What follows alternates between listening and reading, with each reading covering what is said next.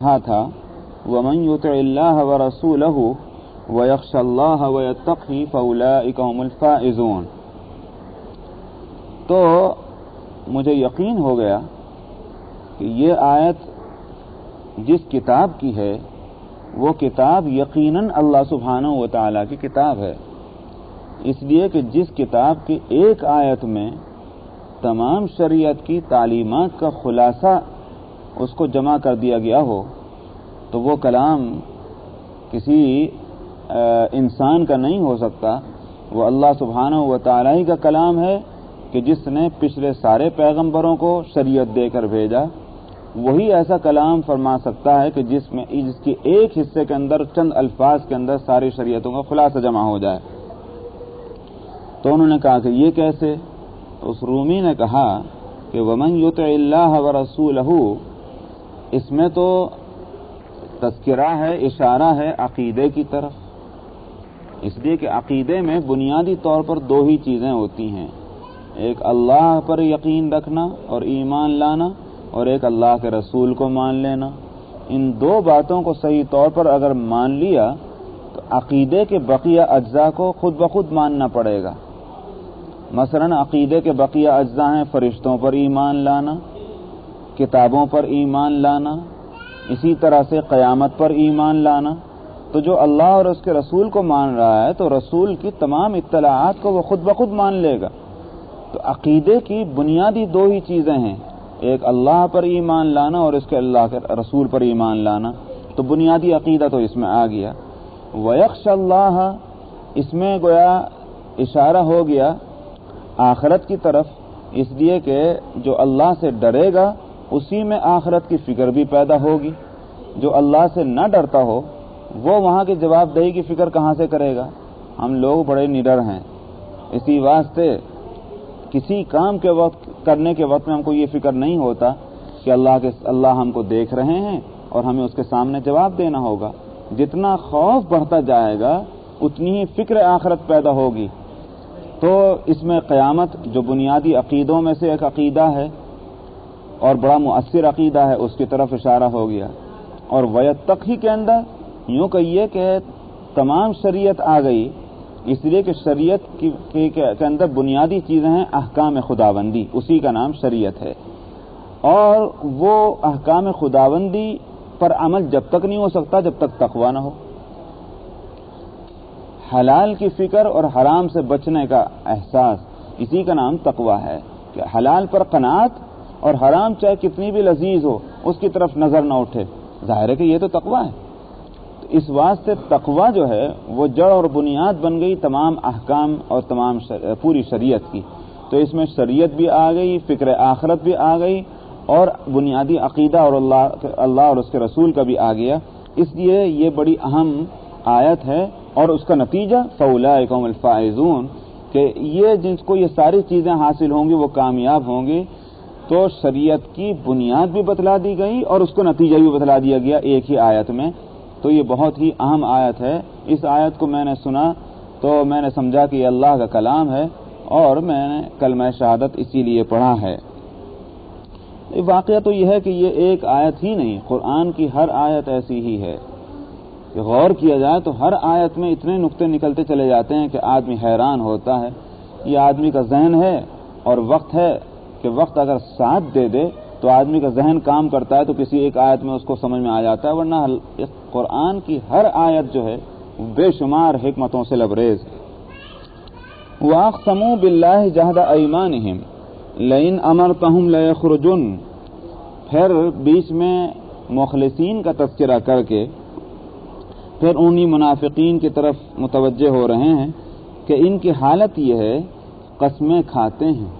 وَأَقْسَمُوا بِاللَّهِ جَهْدَ أَيْمَانِهِمْ، اپنی قسموں کے لیے کوششیں کرتے ہیں اللہ کے نام کو استعمال کرنے کی، اور حالت یہ ہے کہ لئن امرتہم، اگر آپ ان کو کسی بات کا حکم دیں تو یہ بھاگے چلے جائیں، لیخرجن، وہاں ٹکے نہیں، نکل جائیں وہاں سے۔ یہ عالم ہے ان کا، قسمیں کھائیں لیکن قسموں تک میں بھی جان نہیں ہے۔ قل لا تقسموا، آپ کہہ دیجئے قسمیں مت کھاؤ، فرما برداری چاہیے۔ اطاعت مطلوب ہے، طاعت معروفہ، وہ اطاعت جو جانی اور پہچانی ہو۔ یوں تو ہر شخص کہہ سکتا ہے کہ میں فرما بردار ہوں، آدمی کے عمل سے خود معلوم ہوتا ہے کہ یہ فرما بردار ہے کہ نہیں۔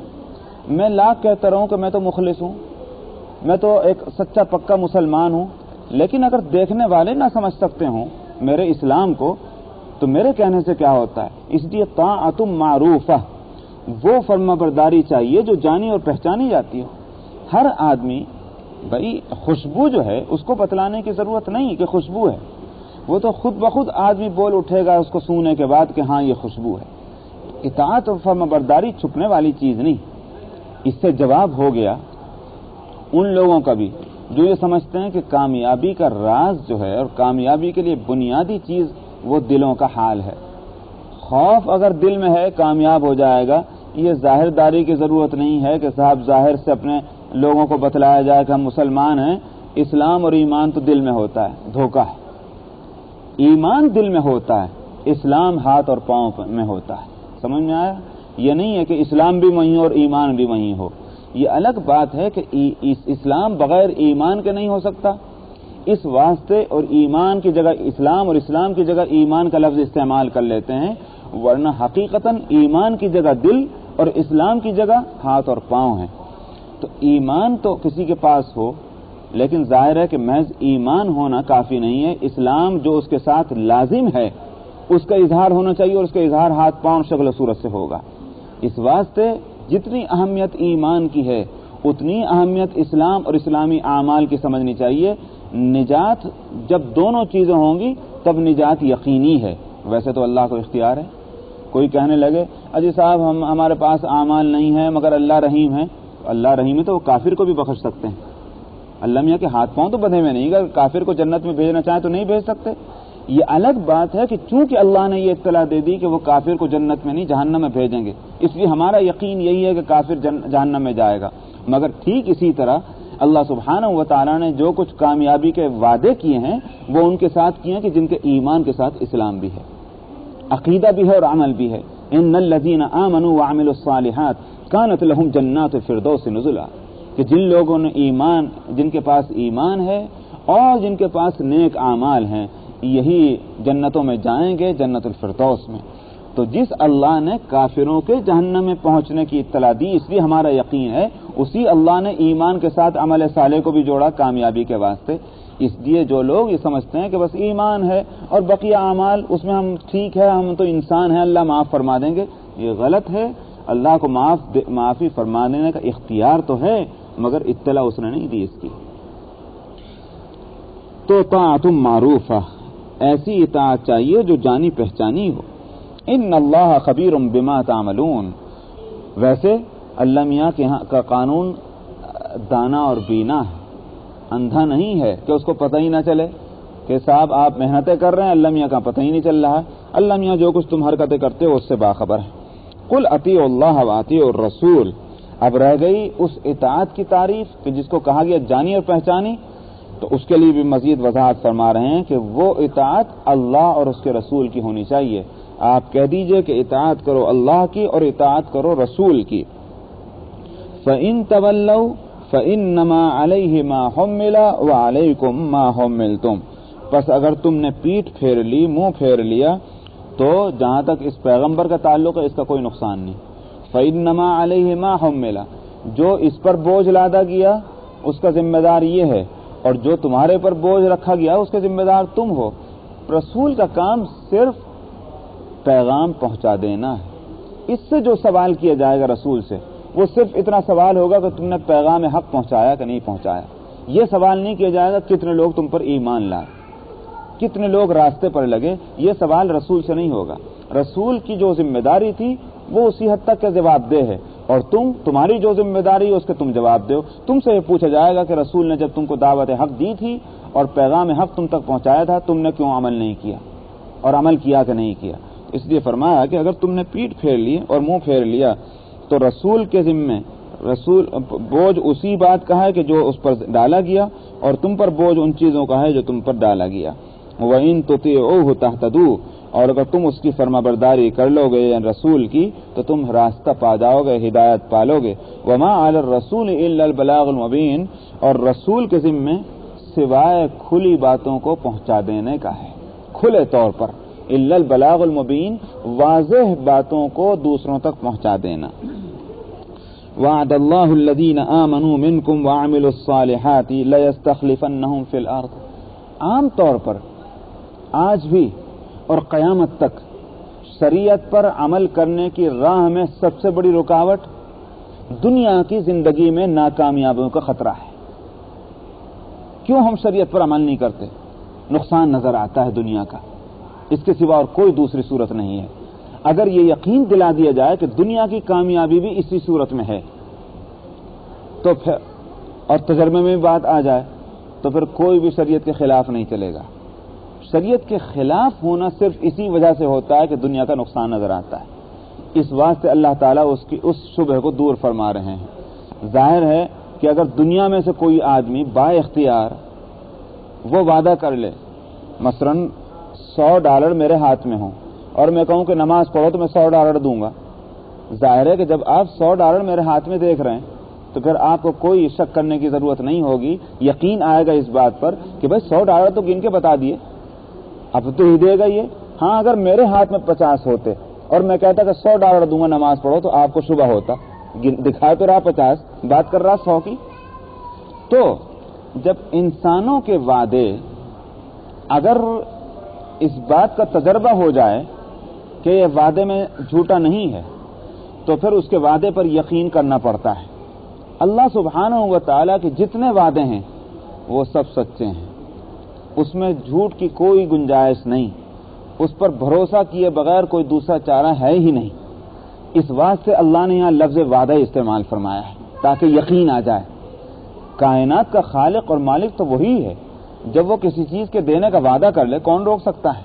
اسی واسطے دعا میں ہے نا نبی کریم صلی اللہ علیہ وسلم کی دعا، اللہم لا مانع لما آتیت ولا معطی لما منعت۔ اے اللہ کوئی روکنے والا نہیں جس چیز کے دینے کا آپ فیصلہ فرما لیں، اور کوئی دلانے والا نہیں جس چیز کے نہ دینے کا، جس چیز کے روک لینے کا آپ فیصلہ کر لیں۔ تو چونکہ پورا اختیار اور پوری طاقت اللہ سبحانہ و تعالیٰ کے ہاتھ میں ہے، اس لیے جب وہ دینے کا وعدہ کرنے اب کیا شک ہے؟ تو وعدہ فرما رہے ہیں کہ وعدہ کر لیا ہے اللہ نے ایمان والوں سے جو تم میں سے ہیں ایمان والے، اور جنہوں نے نیک عمل کیا۔ نیک عمل کی قید لگا رکھی ہیں، کس بات کا وعدہ؟ لَيَسْتَخْلِفَنَّهُمْ، اول تو لفظ وعدہ، اور پھر اس لفظ کو دیکھیے، جو لوگ عربی زبان جانتے ہوں ان کے لیے تو بہت آسان ہے، جو نہ جانتے ہوں وہ یوں سمجھیے کہ اس لفظ کے اندر 2 تاکیدیں آئی ہیں۔ ایک تو لام تاکید کا آیا ہے، اور ایک آخر میں ہم سے پہلے نون تاکید کا آیا، اس کو کہتے ہیں تاکید در تاکید۔ تو پہلی تاکید تو وعدے کے لفظ سے ہے، اور خود اس لفظ کے اندر 2 تاکیدیں جمع کر دی ہیں کہ جس کا ترجمہ اردو میں یوں ہوگا کہ ضرور بالضرور تم کو خلافت دے گا زمین کے اندر، یہ اللہ کا وعدہ ہے۔ تو 3 تاکیدیں ہو گئیں، ایک لفظ وعدے کی، ایک لام تاکید کی، اور ایک نون والی تاکید کی۔ تو وعدہ ہے اللہ کا ایمان والوں کے ساتھ جو تم میں سے ایمان والے ہیں اور نیک عمل کریں کہ ضرور بالضرور وہ خلافت دے گا ان کو زمین میں، جیسا کہ خلافت دی ہے ان سے پہلوں کو۔ تجربہ کرا دیا۔ میں نے کہا کہ جب کسی آدمی کا یہ تجربہ ہو جائے کہ جو کہتا ہے وہ کرتا ہے، اس پر یقین کیے بغیر چارہ نہیں۔ ہاں اگر کوئی ایسا آدمی ہو کہ کبھی کہا جو اپنا کہا کبھی تو اس کو پورا کر دیا، کبھی اس کے خلاف کیا، اس پر یقین نہیں ہوتا۔ اس لیے اللہ تعالیٰ فرماتے ہیں کہ جس طرح ہم نے پہلوں کو خلافت دے دی تو معلوم ہوا کہ خلافت دی اس نے پہلوں کو، ٹھیک اسی طرح تمہارے واسطے بھی وعدہ کرتے ہیں کہ ہم تم کو بھی خلیفہ بنائیں گے۔ کم استخلف الذین من قبلہم، جس طرح ان سے پہلوں کو خلافت دے دی ہے۔ وَلَيُمَكِّنَنَّ لَهُمْ دِينَهُمُ الَّذِي ارْتَضَىٰ لَهُمْ، اور رہ گیا جہاں تک اسلام کہ جس کی طرف تمہاری نسبت ہے، اس دین کو جما دے گا ان کے واسطے، ان کے دین کو کہ جو اللہ نے ان کے لیے پسند کر لیا ہے۔ کون سا دین پسند کیا؟ اس کو دوسری آیت میں دیکھیے، دوسری آیت جو قرآن پاک کی آخری آیت کہی گئی ہے، مطلب آخر دور کی آیت ہے کہ الیوم اکملت لکم دینکم وَأَتْمَمْتُ عَلَيْكُمْ نِعْمَتِي وَرَضِيتُ لَكُمُ الْإِسْلَامَ دِينًا، آج کے دن ہم نے دین کو مکمل کر دیا اور اپنی نعمتوں کے سلسلے کو بھی پورا کر دیا اس دین کو دے کر کے. وَرَضِيتُ لَكُمُ الْإِسْلَامَ دِينًا، اور دین ہونے کے اعتبار سے اسلام کو ہم نے پسندیدہ قرار دے دیا. اللہ کا پسندیدہ دین کیا ہے؟ دین اسلام. اسی دین اسلام کو یہاں پسندیدہ دین قرار دے کر کہا جا رہا ہے اس کو ہم جما دیں گے دنیا میں تمہارے واسطے جما دیں گے. اللہ کو کوئی ضرورت نہیں ہے. معلوم ہوا دین اللہ کے واسطے نہیں، دین خود انسانوں کی ضرورت کے واسطے ہے، ورنہ اللہ کو کوئی ضرورت نہیں ہے. اللہ غنی ہے ہر چیز سے. یہ دین اسلام یہ بھی ہمارے فائدے کے واسطے ہے، ورنہ اللہ کا کوئی فائدہ اس سے نہیں ہے. دنیا میں کفر ہوتا رہے اللہ کا کوئی نقصان نہیں، پوری دنیا میں اسلام آ جائے اللہ کا کوئی فائدہ نہیں. اللہ فائدے اور نقصان سے غنی ہے اور بری ہیں. ہاں فائدہ اس میں ہمارا ہے، اس لیے فرمایا کہ اس دین کو جما دیں گے جن کو ان کے لیے پسندیدہ قرار دیا ہے. من بعد خوفہم امنا، اور اسی کے ساتھ ان کے خوف کی حالت کے بعد امن کی حالت جو ہے وہ قائم کر دیں گے. چنانچہ آپ دیکھ لیجئے کہ جس وقت پورے طور پر اسلام بھرپور ایمان موجود تھا اور بھرپور اسلام کا اظہار کیا تھا اس وقت کے مومنین نے، تو تاریخ میں جس کو نہیں جھٹلایا جا سکتا ان واقعات کو جو تاریخ میں موجود ہیں کہ مکے اور مدینے کے 400 کلومیٹر کے فاصلے میں ایک بوڑھیا عورت تنہا سونے کو ہاتھ میں اچھالتی ہوئی جاتی تھی، کوئی نظر بھر کے دیکھتا نہیں تھا. امن کا یہ حال تھا. تو اس واقعے کو یا ان دنوں کو لوگوں نے دیکھا ہے کہ سامان قیمتی ہو یا کم قیمت کا ہو کوئی بھی نظر بھر کر ادھر نہیں دیکھتا، اس لیے کہ اس مال میں کسی دوسرے کا کوئی حق نہیں ہے. جو حقدار ہے وہی اس مال کی طرف دیکھ سکتا ہے. اتنا پورے طور پر امن اللہ سبحانہ و تعالی نے دیا. مگر کب دیا؟ جب ایمان بھی بھرپور تھا اور اسلام بھی پورے شان و شوکت کے ساتھ تھا. تو اللہ تعالیٰ نے خلافت بھی دی اور دین کو جمایا بھی اور خوف کے بعد امن بھی. کہاں تو وہ عالم کہ اسلام کا نام لینا مشکل. آپ دیکھ لیجئے کہ اسلام کے ابتدائی دور میں نبی کریم صلی اللہ علیہ وسلم اور مسلمان گھر کے چہار دیواری میں بند ہو کر اللہ کی عبادت کرتے تھے. نماز پڑھنا علی الاعلان ممکن نہیں تھا، خوف کا یہ عالم تھا. اور کہاں یہ عالم کہ جناب اسلام کے پھریرے لہراتے پھر رہے ہیں اور اس کو علی الاعلان فخریہ طور پر کہا جاتا تھا کہ ہم مسلمان ہیں. تو امن بھی اللہ نے دیا.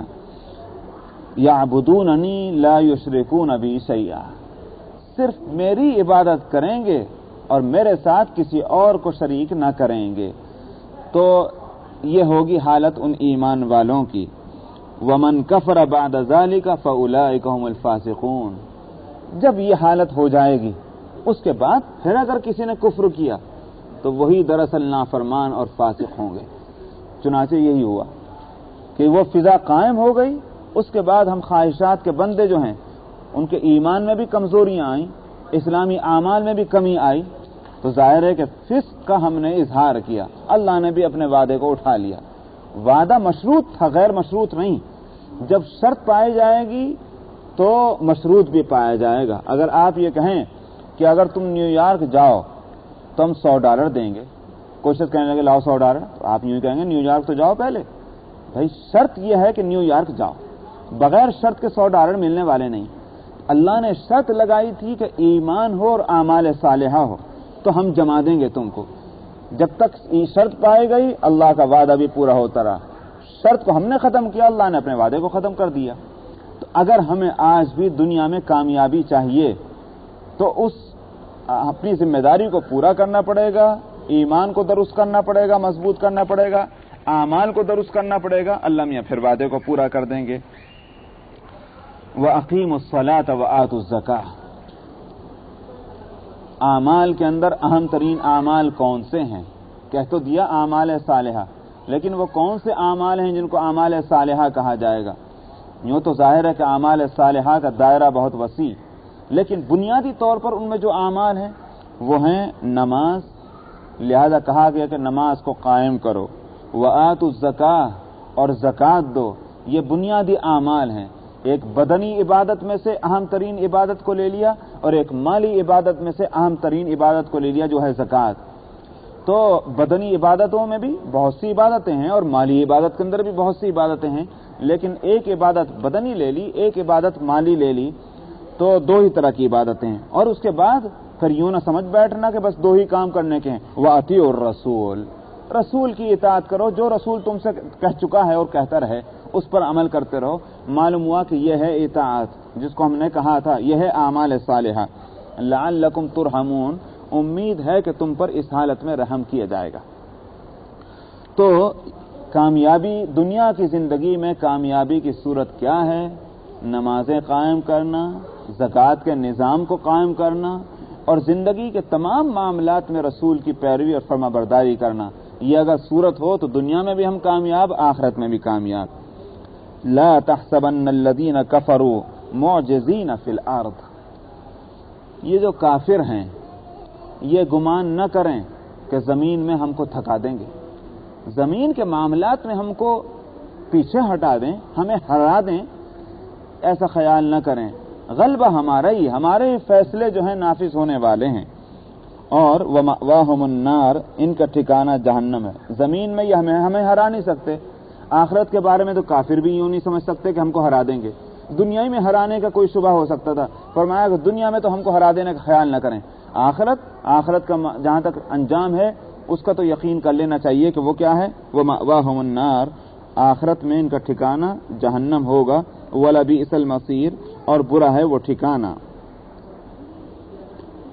यहीं तक मैंने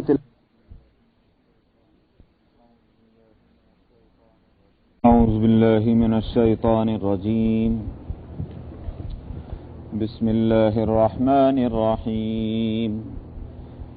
या अय्युहल्लज़ीना आमनू लियस्तअज़िनकुमुल्लज़ीना मलकत अयमानुकुम वल्लज़ीना लम यबलुगुल हुलुम मिनकुम सलास मर्रात मिन क़ब्ल सलातिल फ़ज्र वहीन तदऊन सियाबकुम मिनज़्ज़हीरति व मिन बअदि सलातिल इशा सलासु औरातिन लकुम लैस अलैकुम वला अलैहिम जुनाहुम बअदहुन तवाफून अलैकुम बअदुकुम अला बअद कज़ालिक युबय्यिनुल्लाहु लकुमुल आयात वल्लाहु अलीमुन हकीम। وإذا بلغ الأطفال منكم الحلم فليستأذنوا كما استأذن الذين من قبلهم كذلك يبين الله لكم آياته والله عليم حكيم. والقواعد من النساء اللاتي لا يرجون نكاحا فليس عليهن جناح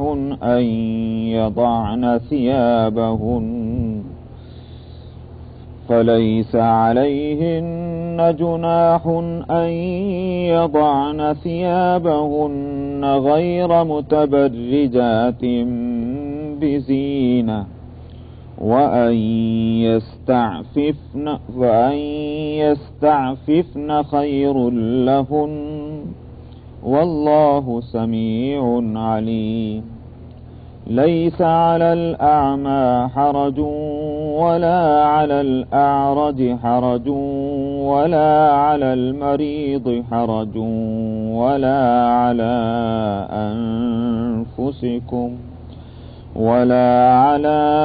أنفسكم أن تأكلوا من بيوتكم أو بيوت آبائكم أو بيوت أمهاتكم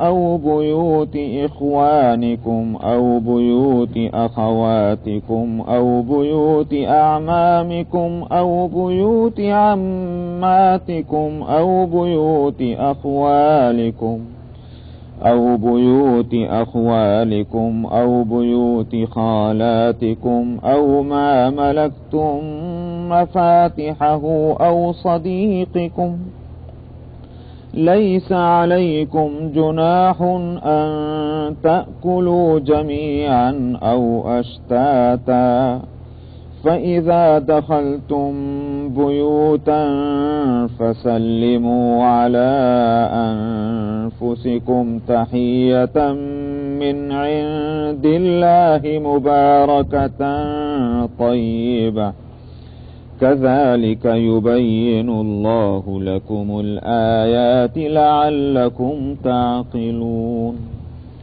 إنما المؤمنون الذين آمنوا بالله ورسوله وإذا كانوا معه على أمر جامع لم يذهبوا حتى يستأذنوه إن الذين يستأذنونك أولئك الذين يؤمنون بالله ورسوله فإذا استأذنوك لبعض شأنهم فأذن لمن شئت منهم واستغفر لهم الله إن الله غفور رحيم لا تجعلوا دعاء الرسول بينكم كدعاء بعضكم بعضا قد يعلم الله الذين يتسللون منكم لواذا فليحذر الذين يخالفون عن أمره أن تصيبهم فتنة أو يصيبهم عذاب أليم ألا إن لله ما في السماوات والأرض قد يعلم ما أنتم عليه ويوم يرجعون إليه فينبئهم بما عملوا والله بكل شيء عليم صدق الله العظيم.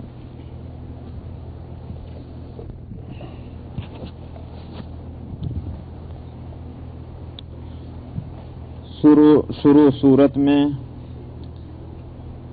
خان کی زندگی کے کچھ آداب اور اس سے متعلق مسائل بیان ہوئے تھے.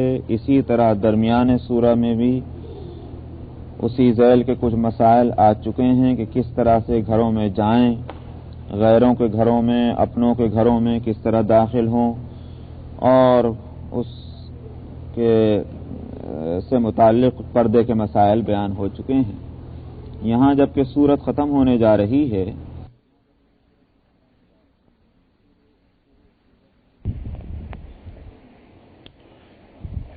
شروع صورت میں خان کی زندگی کے کچھ آداب اور اس سے متعلق مسائل بیان ہوئے تھے. اسی طرح درمیان سورہ میں بھی اسی ذیل کے کچھ مسائل آ چکے ہیں کہ کس طرح سے گھروں میں جائیں، غیروں کے گھروں میں، اپنوں کے گھروں میں کس طرح داخل ہوں، اور اس کے سے متعلق پردے کے مسائل بیان ہو چکے ہیں. یہاں جبکہ سورت ختم ہونے جا رہی ہے پھر ان مسائل کو نہ صرف یہ کہ اعادہ کیا جا رہا ہے بلکہ اس سے متعلق کچھ اور مسائل بتلائے جا رہے ہیں. 3 جگہ ان مسائل کو متفرق طور پر بیان کرنا، اس سے یہ بات سمجھ میں آتی ہے کہ یہ مسائل بڑے اہم ہیں. سورت میں 3 جگہ شروع میں اور درمیان میں آخر میں ایک ہی جیسے مسائل کو بتلانا، اس سے مسائل کی اہمیت سامنے آتی ہے. تو یہاں فرما رہے ہیں کہ اے ایمان والو، تم میں جو لوگ غلام ہیں، الذین ملکت ایمانکم، کہ جن کے تم لوگ مالک ہو. ایمان یمین کو کہتے ہیں. یمین کے ویسے معنی چونکہ قسم کے ہیں، اور قسم کھائی جاتی ہے وعدے اور عہد کے واسطے. غلام کو جب غلام بنایا جاتا ہے دراصل اس سے بھی ایک عہد ہوتا ہے کہ تم کو خرید لیا، تم ہمارے مملوک ہو اور ہم تمہارے مالک ہیں، ہمارے ہر حکم کی تعمیل کرنی ہے۔ اس واسطے یمین کا لفظ وہاں بھی آتا ہے، اور ملک یمین کے معنی ہوتے ہیں غلام، کسی غلام کا مالک ہو جانا۔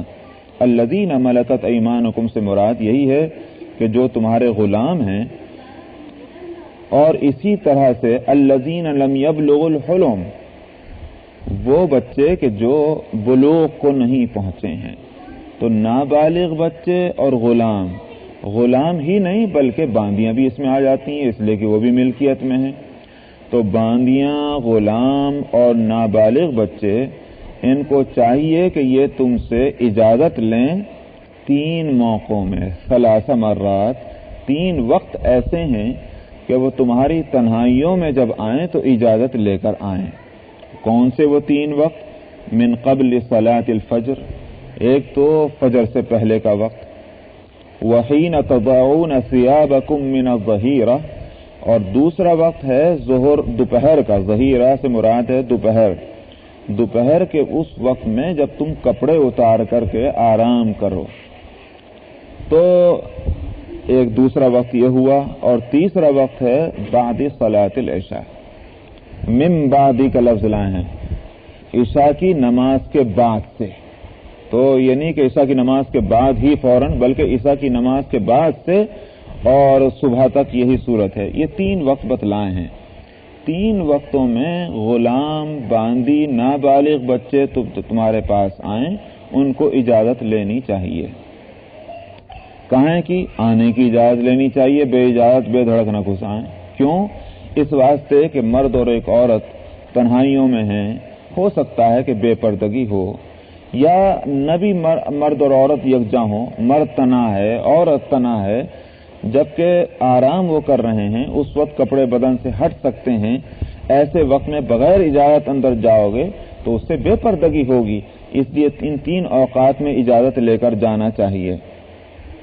یہاں ایک طالب علمانہ یہ سوال پیدا ہوتا ہے کہ باندیاں اور غلام وہ بالغ ہوں گے تو خیر ان کو کسی امر شرعی کا اور حکم شرعی کا پابند بنانا تو سمجھ میں آتا ہے، اس لیے کہ بالغ ہو جانے کی وجہ سے وہ مکلف ہیں، لیکن نابالغ بچوں کو جو پابند کیا جا رہا ہے وہ تو شرعی طور پر مکلف نہیں ہیں، تو اس واسطے ان کو کیوں ہدایت دی جا رہی ہے؟ اس کا جواب یہ ہے کہ دراصل ان کو نہیں مامور کیا جا رہا ہے، مامور کیا جا رہا ہے والدین کو، کہ تم اپنے بچوں کو اس بات کا پابند بناؤ۔ تو شریعت بچوں کو پابند نہیں کر رہی، والدین کو پابند کر رہی ہے کہ اپنے بچوں کو ایسی ہدایت دو کہ ان اوقات میں اجازت لیے بغیر نہ آئیں۔ تو دراصل تکلیف شرعی جو ہے وہ والدین کو ہے، یعنی مکلف جو کیا جا رہا ہے والدین کو، نہ کہ ان نابالغ بچوں کو۔ یہ ایسا ہی ہے کہ جیسے حدیث میں آیا کہ جب بچے 7 سال کے ہو جائیں تو ان کو نماز پڑھنے کی ہدایت کرو، اور جب 10 سال کے ہو جائیں اور نماز پھر بھی نہ پڑھیں، مسلسل 3 سال کی تمہاری ہدایت کے باوجود، تو تم ان کو ہلکی سزا دو۔ ظاہر ہے کہ وہ تو نابالغ ہیں، 7 سال میں بھی اور 10 سال میں بھی ان پر نماز فرض ہی نہیں ہے، لیکن وہاں ہدایت کس کو کی جا رہی ہے؟ والدین کو کی جا رہی ہے۔ والدین مکلف ہیں تربیت دینے کے اپنے بچوں کو، اس لیے تم ان کو صحیح تربیت دو تاکہ جب بڑے ہو جائیں، بالغ ہو جائیں، تمہاری تربیت کے نتیجے میں یہ دین پر عمل کرنے والے ہوں۔ تو ٹھیک اسی طرح یہاں بھی والدین کو اس بات کی ہدایت کی جا رہی ہے، مکلف وہ ہیں۔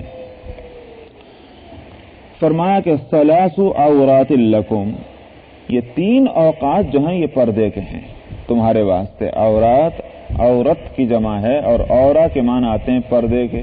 یاد ہوگا میں نے پہلے بتلایا تھا کہ ہمارے یہاں عورتوں کو عورتیں بھی تو اسی لیے کہتے ہیں، عربی میں عورتوں کو عورتیں نہیں کہتے، عربی میں تو ان کو مرأة اور النساء کہتے ہیں، لیکن اردو میں جو یہ عورت کا لفظ آیا دراصل عربی سے آیا۔ عورت کے معنی ہے چھپانے کے، تو جو چیز پردے میں ہو اس کو یہ کہا جاتا ہے کہ یہ عورت ہے۔ تو ہم عورتوں کو بھی عورت اسی لیے کہتے ہیں کہ وہ شریعت سے لیا گیا ہے وہ لفظ، کیونکہ وہ چھپانے کی چیز ہیں۔ ثلاث عورات لکم، 3 اوقات تمہارے جو ہیں یہ پردے کے ہیں۔ لیس علیکم ولا علیہم جناح بعدہن، ان 3 اوقات کے علاوہ اور اوقات میں جو ہے کوئی حرج نہیں، نہ تمہارے اوپر کوئی حرج نہ ان کے اوپر کوئی حرج۔ تمہارے اوپر کوئی حرج نہ ہونا یہ معنی کر، اگر تم نے نہیں روکا کوئی حرج نہیں، وہ آ گئے کوئی حرج نہیں۔ ان 3 اوقات کے علاوہ اور اوقات میں یہ گھر کے رہنے والے نابالغ بچے اور غلام اور باندیاں بے اجازت بھی تمہارے کمروں کے اندر آ سکتی ہیں اور تم سے مل سکتی ہیں۔ کیوں؟ اس لیے کہ طوافون علیکم بعضکم علی بعض، اگر ہر وقت اجازت لینے کو پابند کرتے ہیں تو 10 مرتبہ کمرے میں آنا پڑتا ہے روم کے اندر، ہر مرتبہ اجازت لو تو بے وجہ پریشانی ہوگی۔ تو ایک گھر کے اندر رہنے والے افراد جو ہیں وہ گھر کے مختلف حصوں میں ہر ضرورت کی وجہ سے جاتے آتے رہتے ہیں، تو اگر اجازت کا پابند بنا دیا جائے تو پریشانی ہوگی۔ طوافون علیکم، گھومتے پھرتے ہیں تم میں سے تم پر، بعض تم میں کے بعض پر۔ یہ وہ مسائل ہیں کہ جیسے میں نے عرض کیا کہ اہمیت ہے ان کی، لیکن آج ان مسئلوں پر عمل کرنا واجب ہے یا واجب نہیں ہے، اس کا حکم منسوخ ہو گیا ہے یا حکم باقی ہے، یہ بحث کرتے ہیں مفسرین اس موقع پر۔ اس لیے کہ اگر واجب ہے تو پھر ہر صورت میں اس پر عمل کرنا ہوگا، ورنہ عمل کا ترک کرنے والا گنہگار ہوگا۔ نابالغ بچوں کو اگر ہم ہدایت نہیں کرتے کہ وہ 3 اوقات میں اجازت لے کر آئیں تو بچے تو گنہگار نہیں ہوں گے لیکن والدین گنہگار ہو جائیں گے، اس لیے یہ بحث آتی ہے۔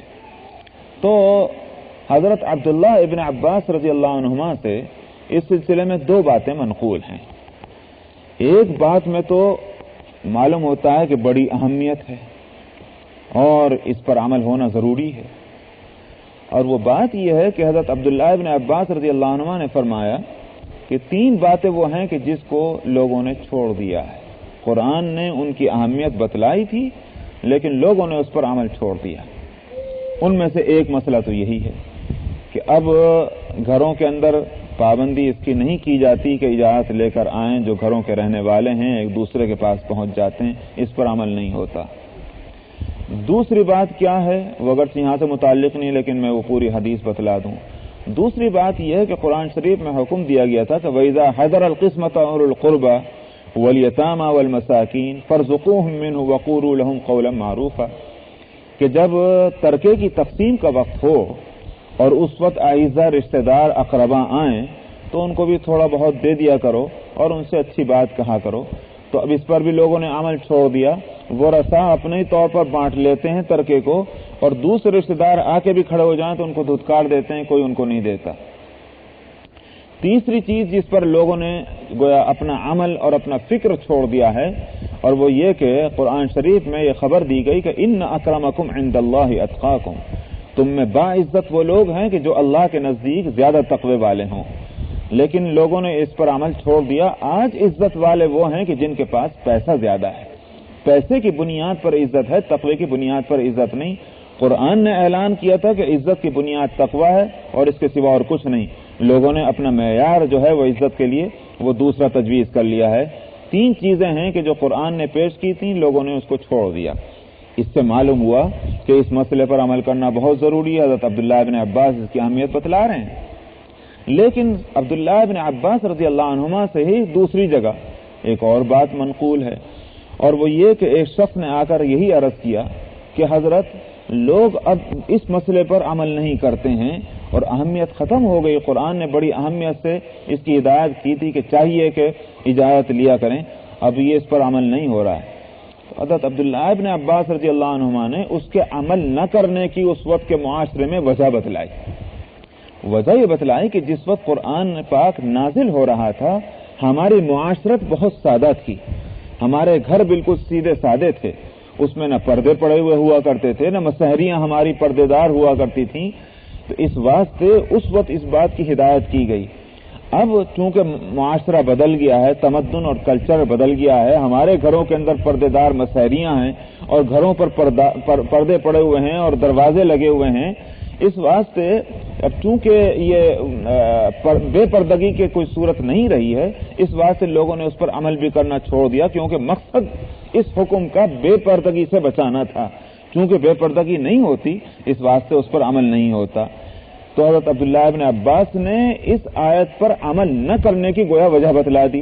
معلوم ہوا کہ علت کیا ہے حکم کی، وہ پیش نظر رہے۔ آج بھی ہم لوگوں کے جو گھر ہیں ان میں ہر ایک پر پردہ پڑا ہوا ہے اور مسحریاں بھی پردے دار ہیں اگر، تو پھر اس صورت میں پردہ اگر پورا موجود ہو اور بچوں کو اس بات کا پابند نہ کیا جائے تو کہا جائے گا کہ علت چونکہ وہاں پائی جا رہی ہے اس واسطے گنہگار نہیں ہیں. لیکن اگر ایسی صورت نہ ہو اور بے پردگی کا احتمال ہو تو بچوں کو اس بات کا پابند بنانا چاہیے. جہاں تک بالغ بچوں کا تعلق ہے وہ حکم پہلے آ چکا کہ بڑے جو ہیں بالغ ان کو کہہ دیا گیا کہ اپنے گھر میں بھی جاؤ تو کھنکار کا کم سے کم اجازت لے کر جاؤ، اس لیے اس کو یہاں ذکر نہیں کیا جا رہا ہے. كذلك يبين الله لكم الآيات والله عليم حكيم. اسی طرح اللہ سبحانہ و تعالی کھول کھول کر تمہارے لیے آیتیں بیان فرماتے ہیں اور اللہ سبحانہ و تعالی علم والے حکمت والے ہیں. تمہاری حکمتوں سے اور تمہاری مصلحتوں سے اللہ جتنے باخبر ہیں تم باخبر نہیں ہو. اس واسطے اللہ تعالی جو احکام دیتے ہیں وہ اگر تمہارے نہ بھی سمجھ میں آئیں تو تم سمجھو کہ تمہارا علم جو ہے وہ ناقص ہے، اللہ کا علم جو ہے وہ کامل ہے. اسی طرح سے اللہ کے جو بھی فیصلے اور جو احکام ہیں وہ حکمتوں سے خالی نہیں ہیں، تمہاری مصلحتوں کی پوری رعایت اللہ تعالیٰ فرماتے ہیں اگرچہ تمہیں عمل کرنے میں تنگی محسوس ہو. وَإِذَا بَلَغَ الْأَطْفَالُ مِنْكُمُ الْحُلُومَ فَلْيَسْتَأْذِنُوا كَمَا اسْتَأْذَنَ الَّذِينَ مِنْ قَبْلِهِمْ. جب بچے تمہارے بالغ ہو جائیں تو وہ ایسے ہی اجازت لیں گے جیسے ان سے پہلے اور لوگ اجازت لیتے رہے ہیں، یعنی بڑے لوگ. كذلك يبين الله لكم آياته والله عليم حكيم. اسی طرح اللہ تعالیٰ تمہارے لیے آیاتوں کو کھول کر بتلاتے ہیں اور اللہ علم والے حکمت والے. یہاں تک ایک قسم کے مسائل پورے ہوئے. اب یہاں سے دوسرا مسئلہ آ رہا ہے. وہ بوڑھیاں، چونکہ عورتوں کے لیے پردے کے مسائل پہلے آ چکے ہیں بڑی تفصیل کے ساتھ، لیکن عورتیں وہ کون سی ہوں گی جن کے لیے وہ مسائل تھے وہاں اس کی وضاحت نہیں کی گئی. ان آیتوں کے پڑھنے سے تو یہ سمجھ میں آتا ہے کہ بالغ ہونا شرط ہے عمل کرنے کے واسطے، وہ چاہے نوجوان ہو، ادھیڑ عمر کی ہو یا بوڑھی ہو، چاہے مرنے حال کیوں نہ ہو، لیکن اس کو ان مسائل پر عمل کرنا ہوگا جو پردے سے متعلق ہیں. لیکن یہاں اس آیت نے مستثنا کیا ہے گویا ان مسائل سے بہت بوڑھی عورتوں کو. والقواعد من النساء اللاتي لا يرجون نکاحا. اور گھروں میں بیٹھنے والی وہ عورتیں، بیٹھنے والی کا مطلب یہ ہے دو معنی ہو سکتے ہیں. ایک تو یہ کہ اصلاً وہ پردہ نشین ہیں، بے پردہ پھرنے والی نہیں، اس لیے کہ بے پردہ پھرنے والی ہو تو ان کو کہاں سے مستثنا کریں گے؟ مستثنا تو اس کو کرنا ہے، ایگزمپٹ تو ان کو کرنا ہے کہ جو پردہ نشین ہے، اور جو خود ہی پہلے سے بے پردہ پھر رہی ان کو کہاں سے ایگزمپٹ کریں گے؟ تو القواعد کے معنی ایک تو یہ ہیں کہ گویا یوں کہیے کہ جو پردہ نشین ہیں، گھروں میں بیٹھنے والی ہیں، اور بظاہر یہ ہے کہ وہی مراد ہے. ہاں دوسرے معنی بھی ہو سکتے ہیں لیکن قرینہ یہ بتلاتا ہے کہ وہ معنی نہیں، کہ القواعد کے یہ معنی بھی ہو سکتے ہیں کہ جو ایک درجے میں چلنے پھرنے والی بازاروں کے اندر وہ نہیں ہیں، عمر کے اس مرحلے میں پہنچ چکی ہیں کہ جو معذوری کی عمر ہے. القواعد سے یہ معنی بھی ہو سکتے ہیں.